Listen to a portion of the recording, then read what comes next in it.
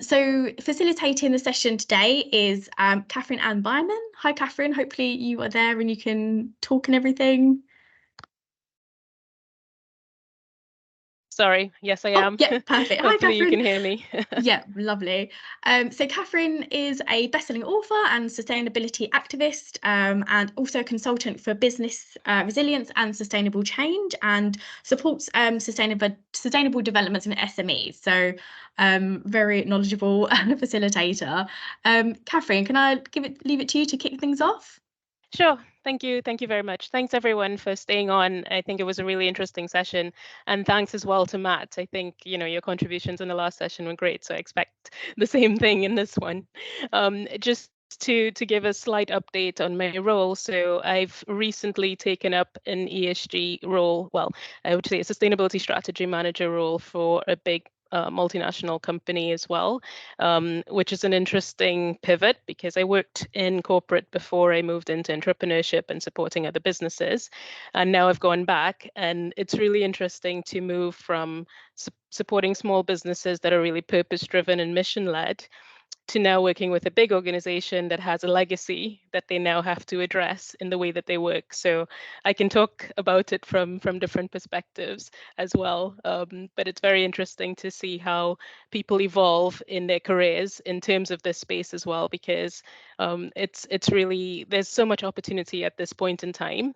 And as we talked in the last session about all the challenges that businesses are facing, especially about resources and about getting the organization engaged in the change and getting the mindsets in the right place, there's so much opportunity out there. So there's so many places that you can find a fit for yourself, depending on your interests. And if you're on this session, I guess you're really interested. So I don't know, Matt, if you want to just give a few brief words as well before we launch in. Yeah, sure, great, thanks, and no pressure. Thanks for your kind words on the last session. Yeah, so for me, I shared a little bit on the last, everyone would have seen that. For me, I'll be today kind of talking about B Corp, our journey. Happy to take any questions people want to throw about what that means, what we learn, anything, a bit of an open book. So that's anything's fine with me. Perfect. And I believe we also have someone else who is volunteering today. I'm not sure if you're in, David. Are you with us? Yes, hello. I'm trying to turn my camera on, but I don't seem to be able to, but I think you can hear my voice, yeah? Yes, we can hear you. Go ahead, if you want to introduce yourself to everyone. There I am. Hello, how are you all doing? Yeah, my name is David Nichols. I'm a partner at a very small firm in Glasgow. We are 9 people and a sole partner firm. We certified as a B Corp earlier this year, and I'm same as Matt. I'm very happy to talk about that and have anybody ask questions about what that's like. We're obviously just a newbie to that. The only thing I would say, just as a general point, is Matt mentioned in his talk that one of the things that that we might want to think about doing is reaching out and connecting with other people, which is partly what we're doing here, obviously. But that's something that I did last year when we were kind of in the midst and in the mire of the certification process. I called Matt because I was able to connect with him through ACCA, and we had a chat on the phone, which Matt might remember, where I had a lot of random questions about the certification because I was kind of standing on his shoulders. He had done it before and was able to help me out. So Matt, it's nice to see your face, and thanks for that call last year. And happy to be here with everybody. So thank you. Perfect. All right, so just to kick us off, I thought I would share a little bit about my own journey because my journey is a little bit unique, perhaps. I started as a traditional accountant. I did finance for roughly 10 years and internal audit for 5 years before I moved into supply chain and really started to explore my skills and capabilities outside of traditional finance. And that was interesting for me, especially now that I'm back in this capacity of looking at ESG and sustainability, because now I understand the business from different angles. So understanding supply chain in particular is really essential, I think, to this journey for many companies that have significant supply chains. Usually this is where the majority of our impact is sitting in certain large organizations, for sure. And then the other part of that journey was in terms of innovation. So I studied innovation management as my master's, and then I got into supporting startups with creating green first solutions. So this was a really interesting journey for me to take, and it's given me, I think, a few different ways to approach the challenges in companies. It's given me a lot of context, and also given me an ability to cooperate with different functions, understanding where they're coming from. So that's been interesting for me. And then in terms of the actual certifications that I've gotten in this process in the last 4 years, I started with strategic review of sustainability. So CISL offers a business sustainability management course, which gives you good foundational elements, I would say, a good understanding of what the issues and challenges could be depending on your sector, right? And that goes into things like, the storytelling of it, how you sell that story into the organization. So if you're part of that change management responsibility, it gives you really good cues on that, as well as things like collaboration and partnerships and how to leverage those things as you go through. The second course that I did was a course on governance, I would describe it as. It was a University of California, Berkeley course on ESG and sustainable capitalism.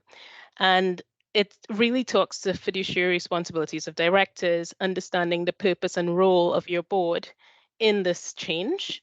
So again, depending on the size of the organization that you're working within, this is particularly relevant. And the debates around this is important to understand, because it then prepares you to have that conversation when you're challenged about the change that you're trying to initiate or make. And then the final bit is the practical bit. So this is where, I will give over to Matt in a moment to perhaps start talking about the B Corp journey, because I didn't do a B Corp journey. But in terms of bigger corporates and that reporting cycle, GRI is a really good foundation to get your practical knowledge up. For a couple of reasons. So Clive mentioned in the previous session about CSRD, which is the Corporate Social Responsibility Directive, or Reporting Directive, sorry, which is the new European standard that is being built. And in reality, the TCFD as well as GRI sort of members contributed to the creation of that CSRD standard. So the fact that that standard is becoming now commonplace, it's a good idea, just because the academy already exists, that you can build your knowledge and awareness through using the GRI Academy. So that's a really good place if you really want just a practical how-to on sustainability reporting. So with that, I want to hand over to Matt to talk a little bit about B Corp. And please feel free, to ask any questions as we go along. This is really a session for you.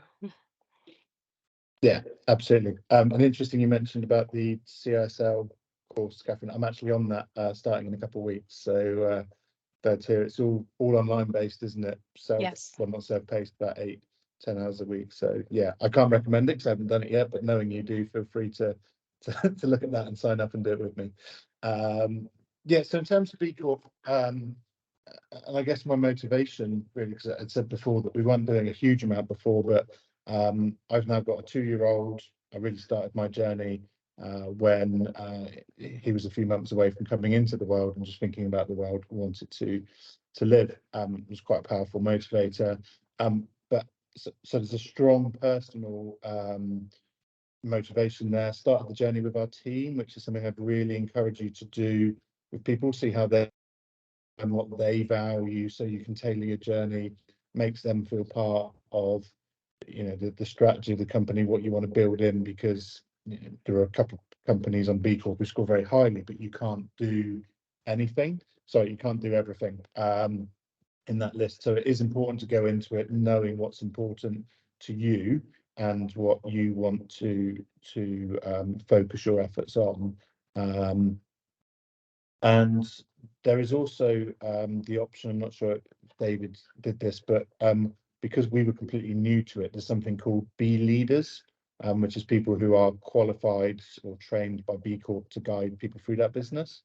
I don't mind saying we used somebody and we were one of their first companies that they took through, but it cost us £1,500 to sort of be a bit of a project manager, keep us on track, interpret some of the questions, because as finance people, we don't really love ambiguity in terms of the questions. And actually, it's like, I probably get the terminology wrong, but how many people are from an area of poverty in your company? And these are global frameworks. So how do you define poverty? And so they went and said, actually, you can use this data from the Office for National Statistics, and you can put in people's postcodes. So that was really invaluable to us. And if you just search Be Leaders, you'll get a list of local directories in that.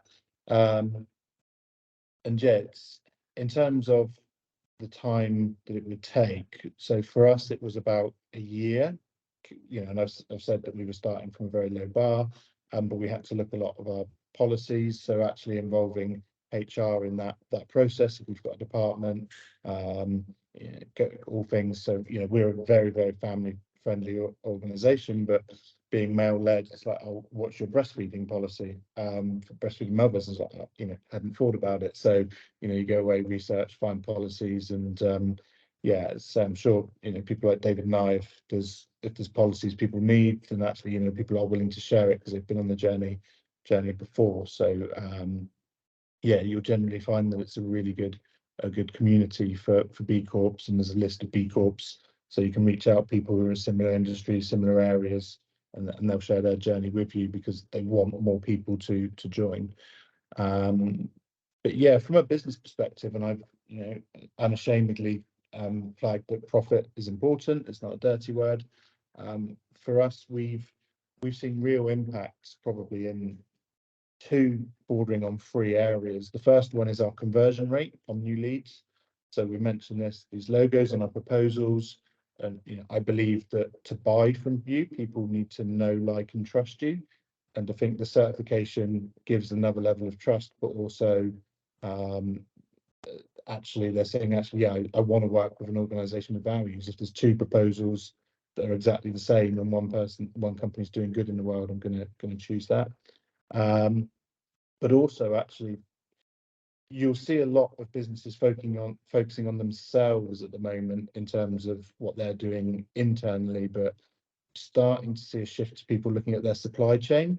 And so when people are retendering for new work, or just generally actually starting to look at their supply chain, they're asking their suppliers what they're doing in these areas. And actually, we're finding that people just come to us from the B Corp directory saying, I just want to work with B Corp because I know that your values are going to be aligned with mine.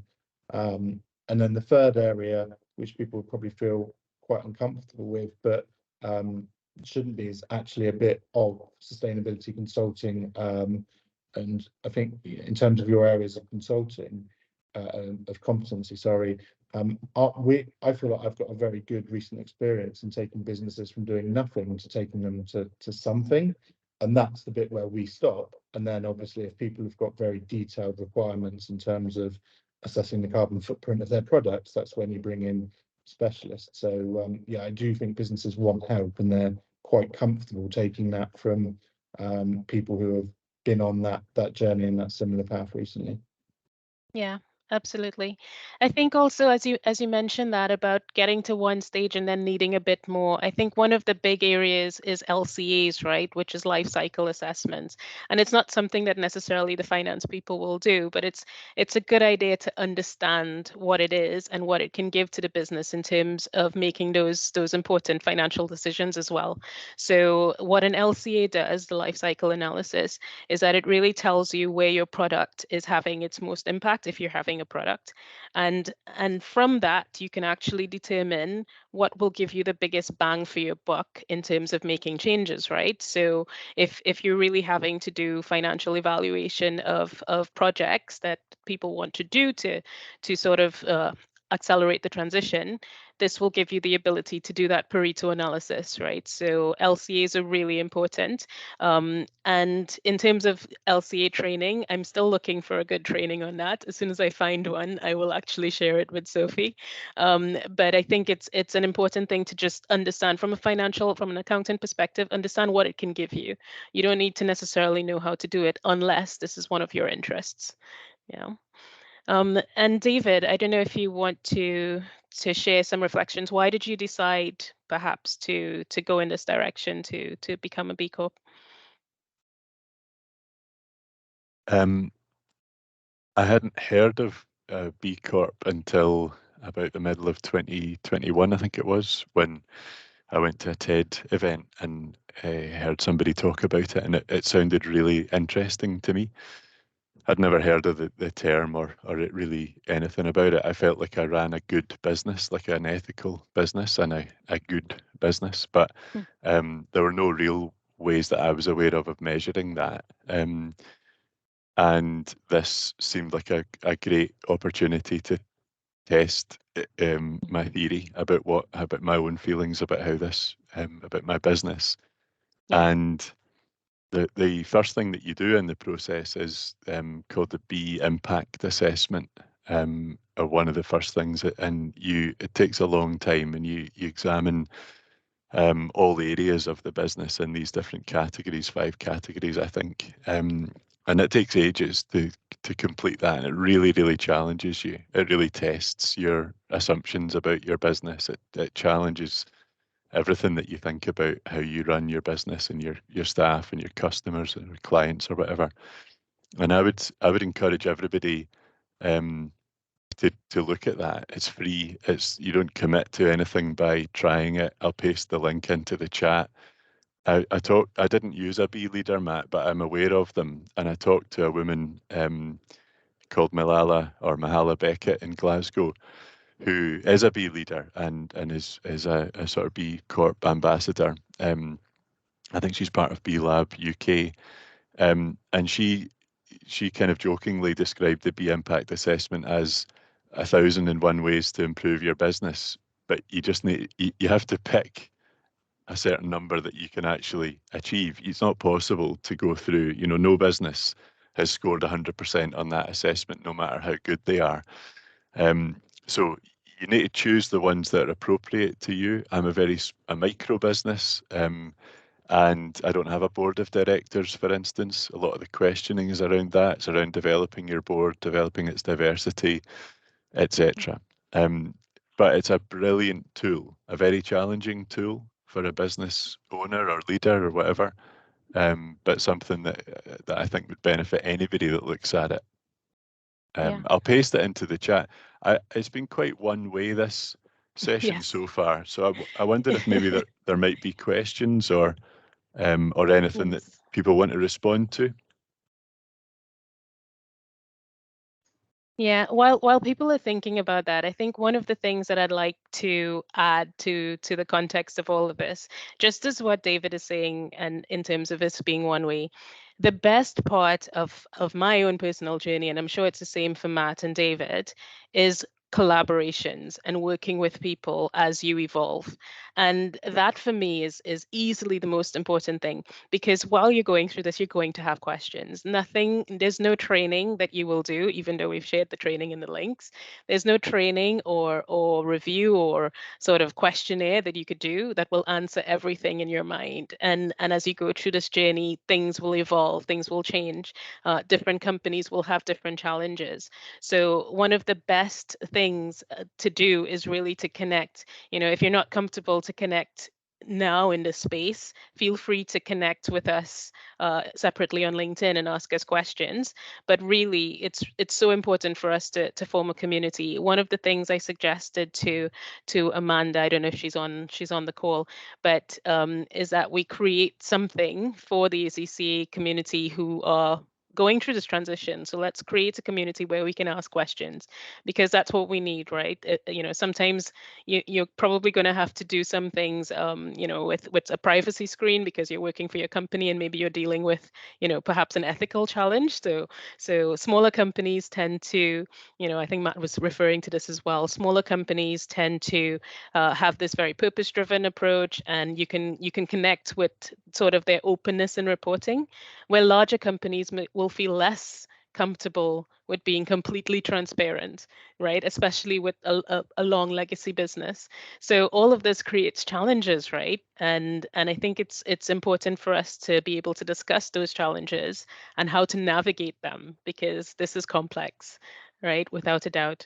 Anyone wants to speak? Or I see Fahad, you may be off mute.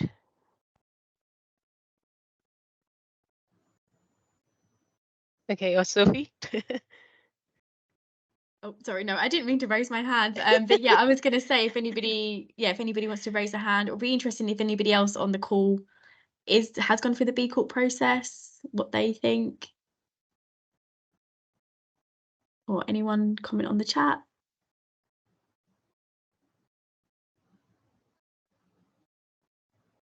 Very quiet. Oh, Dan, did you want to come off mute? Oh yeah, can you hear me? Yeah. Yes. Good stuff.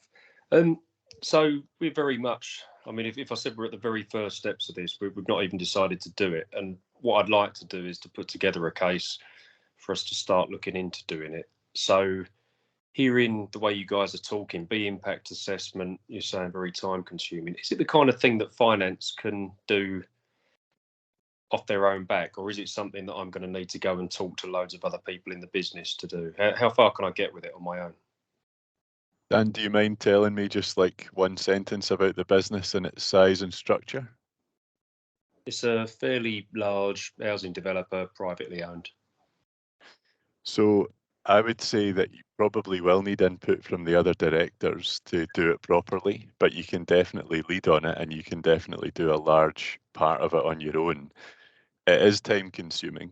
You're going to have to be able to devote time to it. I found it helpful to we've worked in partnership with the Glasgow University for a number of years, and every summer we take on 2 interns, paid obviously. I'm pretty sure free internships are a thing of the past, but just for the avoidance of doubt. So we had 2. One of them helped us on sort of IT and cybersecurity stuff, a project for 8 weeks, and another one worked with me on the B impact assessment and some of the developing policies and some of the stuff that Matt talked about. The reality is that it would have taken me much longer. It took us nearly 18 months in total, but it would have taken me much longer if I was just carving out a bit of my time every week to do it. So to have somebody, this person had never heard of a B Corp or anything before, but they were a young, capable, enthusiastic, intelligent student, and they were fantastic. So having somebody that you can devote to the project, there's a little bit of cost there. Matt used a consultant, I used an intern. There's different approaches, but having a wee bit of extra human resource to help you, I would really recommend. But I would say that in terms of going through the impact assessment, you would be able to do it yourself. And I think quite quickly you would identify value that you could communicate to the other directors of that business. Okay, thank you. Yeah, I'd probably add to that, given the context of your business, an LCA would be useful on one of your developments, right? You probably don't need to do it on every one, but an LCA would help you to kind of identify where issues could be, and therefore helps the conversation as well. So. Okay, so would you say that the bulk of the impact, or the bulk of the, how do I put it, score on the assessment is going to be on the on-site activities for a business like us, or is it more on the, I mean, people have talked, I'm completely ignorant to all this, by the way. I've literally ended up in the wrong session because I can't get into the chat, but it's really piqued my curiosity. So, you know, people are talking about stuff like maternity policy, breastfeeding policies, that sort of thing. That's all stuff that's head office stuff to me, that's within my remit and control. Whereas obviously I can see there's huge gains to be had on site, but that's not something that's within my control. So if I'm looking for something that I can, you know, score some easy yards on, devote a bit of resource at a head office level, am I barking up the wrong tree? Am I going to need to go out and get my boots dirty? And I think from my perspective, one of the things you can answer in most of the questions is I don't know. So I wouldn't say it's a reason to not start, because actually if you just go through saying I don't know, and David's point is exactly right, it does take time to do it properly, but then it's a free resource. You'll get to know what you can revisit those I don't knows later. It's saved, you know, you can go back. But I'd encourage, from the structure you described, to try and get someone from HR on board, because there will be a lot of policies relating to staff handbook, things like that. And if you can share the workload, you can probably do a lot between, you know, finance and HR, I would have thought. Yeah, that's I think where I'm coming from. If I can get a decent start on something so that I can get an idea of how to put together a business case to take this further, and it sounds from what you're saying like I probably can without. Yeah, I need to get a proposal together before I can fire the starting pistol. So yeah, no, that's fine. Thank you. Okay, we also have a question from David Harris. Can you come off mute maybe and share? Hopefully we can still take this one question, Sophie. I know we're out of time. It's going to be very quick, the question. Two Sure. points. Number one is I'm in the process of writing a strategic report for we're a very small finance leasing company, about 20 people. So question one is just starting on the process. Now we have lots of new contracts that are raised every financial year. So we're talking in the or not quite thousands, but high hundreds. Has anybody got any experience of how we go about looking at the sort of chain on there and the sustainability issues? Because they're going to be lots of different businesses and they're going to have lots of different suppliers. None of them kind of in effect are supplying us. They're supplying the business with a middle person.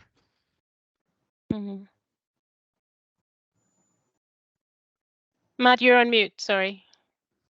Matt, you're on mute. Sorry, yeah, sorry. Had a beer delivery next door, so I was trying to keep myself quiet. So just are you a broker or the actual financial services company lending in that chain? Yeah, we're the finance leasing company. I'm actually going to say I don't know, because I'm being transparent into my vows in terms of how we would assess that. So it's that flow of capital and where it's used for. So I guess one of the things with B Corp that they talk about is sort of like a heavy involvement in, like, so if you were only leasing oil tankers, for example, to those industries, then B Corp might have something to say about that. So there's a disclosure element at the end of it all in terms of those activities. But again, in some ways, you can choose to say I don't know in some aspects of your customer activity, and you can focus on the workers within the organization. So yeah, that again, it might get you enough points without having to really drill down too much to that area. Also, it could just be a good tool to say, actually, that gets us a good idea to get pretty close to making our business better. But we don't, we're not going to be able to achieve the full certification until we dig a bit deeper in this area. So sorry, it's not totally helpful, but it's not an area I've dealt with. Okay, sorry, Catherine. What I would add probably is depending on your size. I don't know exactly what size and how much. Very small in terms of people, about 24, 25 people. Turnover is about just under 30 million. Okay, so I don't know if you're familiar at all with the CSRD. So they give some kind of context as to who might need to report. But more importantly, there's this idea that you can use in your business, I think, of understanding the different scopes of impact. So sort of what is directly under your control, which is kind of like scope 1, your scope 2, which is sort of the energy that you use and stuff like this, and then your scope 3 is sort of the element that your customers and suppliers employers might introduce into the process, or particularly your customers and your employees and stuff like that. So understanding maybe, or going through the process of understanding the scopes and how that might affect the organization might help you to have a conversation about how you want to approach it, how you want to address your sustainability challenges, just by scope, and how that might have an impact on where your organization is going. But it's difficult to completely give you a context without knowing your organization in more detail. Okay, thank you. And just one comment was that just writing a strategic report for the last financial year. So I put in our first sort of statement about that, which is nothing more than I had a project. We've installed solar panels on the roof. There's a much greater focus in the business on well-being following the pandemic and the lockdowns. And I put that in there. Let's say that it wasn't necessarily received very enthusiastically by the powers that be, but I've managed to convince them that it's actually, from a business point of view, it's a pretty positive thing, because I think lots of younger people who are looking for jobs now are going to be asking those questions. So if you as a business are making that statement, I think it's in a sort of commercial sense, it's a way of selling your business as well. Yeah, absolutely. Okay, so Sophie, I think we need to hand back to you. Thank you everyone for your participation and engagement. And if you want to connect with us, please feel free. I'm sure we'll be willing to carry on the conversation outside. Yeah, thanks so much, Catherine. Very short and sweet session, and I'm sure obviously we could talk about it for ages, but as Catherine said, it's great to have that kind of community, especially with something like ESG and sustainability that's kind of a bit new to us. There's a couple of certificates that we put into the chat, the ACCA offering at the moment, Sustainability for Finance and Climate Finance certificate. So I'll definitely check those out. And Catherine's also put in there the links to some of the courses that were mentioned, but we will circulate all these later on anyway. And then Catherine, maybe we can circulate your LinkedIn details as well, just so people can connect with you and build that community. That would be great. But yeah, so thanks so much, and thanks to Matt and David as well for joining the session and sharing their thoughts, your thoughts. And yeah, hope everyone has a lovely day, and thanks for joining the session. Thank you. Thanks, Thanks everyone. Bye. Thanks for listening. Cheers. Bye.